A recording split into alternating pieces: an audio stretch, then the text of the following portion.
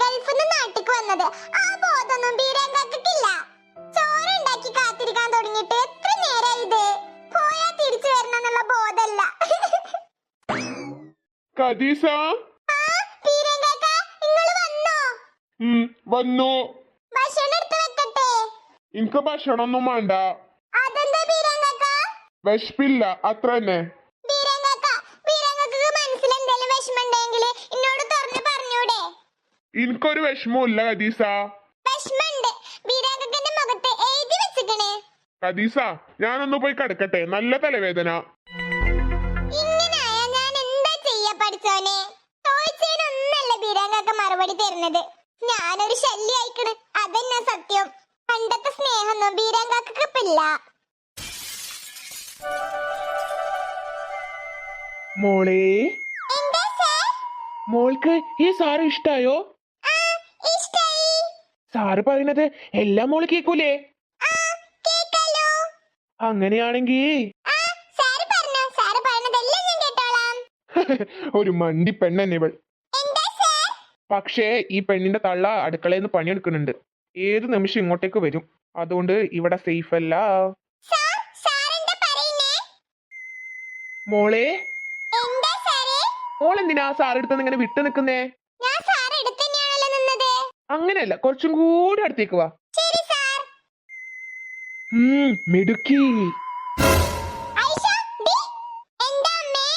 Sir, ദേ, ഞാനൊരു കാര്യം പറയാം. ഇങ്ങനെ തൊട്ടൊരുമയുള്ള പഠനമൊന്നും ഇവിടെ നടക്കില്ല. അശ്വതി, അതിനെ ഞാൻ ഇവളെ എന്ത് ചെയ്തെന്നാ? ആരെന്തിനാ മോൾ അടുത്ത് നിർത്തിയത്? അത് പിന്നെ അവൾ എന്റെ അടുത്ത് വന്ന് നിന്നതാ. ആണോ ഐഷ? ആയിഷ, ഞാൻ പറയുന്നതെല്ലാം കേൾക്കുന്ന നീ പറഞ്ഞതാ, ആണെന്ന് പറ. അതെ അമ്മ. ആവൂ, രക്ഷപ്പെട്ടു. ആയിഷ, നിനക്ക് കുറുമ്പ് കുറച്ച് കൂടുന്നുണ്ട് കേട്ടോ. നീ എന്തിനാ സാർ അടുത്ത് പോയി തൊട്ടൊരുമി നിക്കണത്? അത് പിന്നെ നീ ആണെങ്കിൽ നിനക്ക് സാറ് മടിയിലാണ് കയറി കുത്തിരുന്നാ പോരുന്നോ?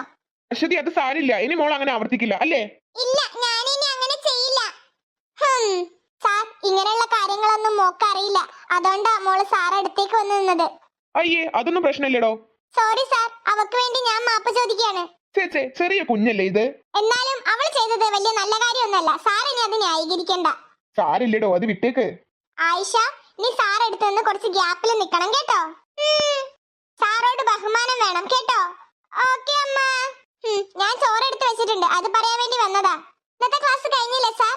ആടോ, ഇന്നത്തെ ക്ലാസ് കഴിഞ്ഞു. എന്നാ ശരി, സാറ് പോയിക്കോളൂ. ഞാൻ പോയിക്കോളാം. എനിക്ക് ഒന്ന് രണ്ട് കാര്യം കൂടി ആയിഷനോട് പറയാനുണ്ട്. ഓക്കെ, എന്നാ ഞാൻ അപ്പോഴത്തേക്ക് മോക്ക് ചോറ് വിളമ്പി വെക്കട്ടെ.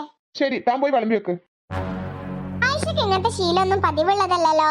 ഇയാൾ ആളത്ര ശരിയില്ലാന്ന് തന്നെ എനിക്ക് തോന്നുന്നത്. ജെയിംസ് വരട്ടെ, പറഞ്ഞു കൊടുക്കണം. ആയിഷ, എന്താ സാർ? ഞാൻ പറഞ്ഞില്ലേ, സാർ എന്ത് പറഞ്ഞാലും ഞാൻ അനുസരിക്കുന്നു. Good girl. നാളെ സാറ് ആയിഷക്ക് ചോക്ലേറ്റ് വാങ്ങി തരാട്ടോ. ചോക്ലേറ്റ്? അതെന്താ? അത് നല്ല ടേസ്റ്റ് ഉള്ള ഒരു മിഠായിയാ. ആണോ? ഞാൻ മോക്ക് വാങ്ങിച്ചു കൊണ്ടുവരാട്ടോ. Thank you sir. ശരിക്കും ഞാൻ നിന്നോടാ താങ്ക്സ് പറയണ്ടേ. ഈ പെണ്ണിനെ ചാക്കിലാക്കാൻ സിമ്പിളാ. ഈ കുട്ടി ഈ വീടിന് പുറത്തുള്ള കാഴ്ചകളൊന്നും കണ്ടിട്ടില്ല. എല്ലാം ഞാൻ കാണിച്ചു തരുന്നുണ്ട് നിനക്ക്. എന്നാ ശരി ആയിഷ, സാറ് പോയിട്ട് നാളെ വരാട്ടോ. ശരി sir. Thank you sir.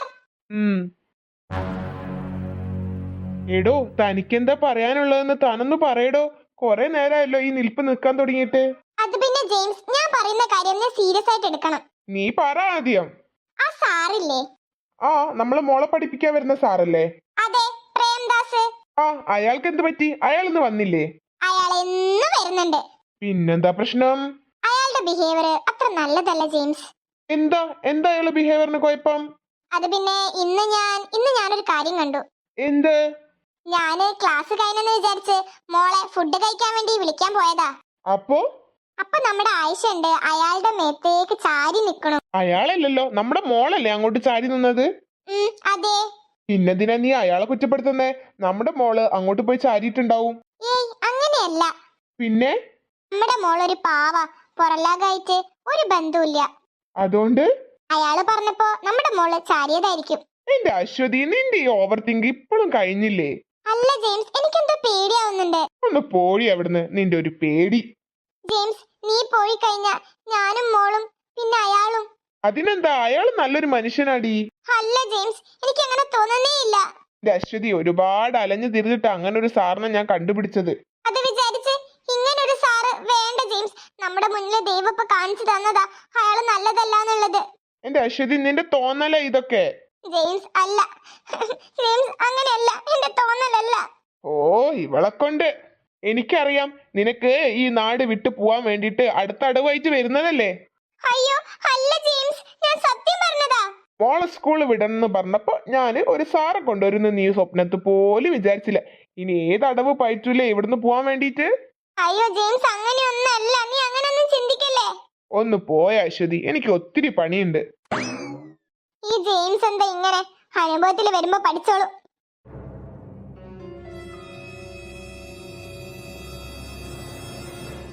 Hi friends, video കണ്ട എല്ലാ കൂട്ടുകാരും നമ്മുടെ ചാനൽ മറക്കാതെ സബ്സ്ക്രൈബ് ചെയ്തേക്കണേ. ലൈക്ക് ചെയ്യാൻ എന്റെ പൊന്നു കൂട്ടുകാർ മറന്നു പോകുന്നുണ്ടേ. ലൈക്ക് ചെയ്യാനും ഷെയർ ചെയ്യാനും കമന്റ് ചെയ്യാനും ഒന്നും മറന്നു പോയിക്കല്ലേ കൂട്ടുകാരി.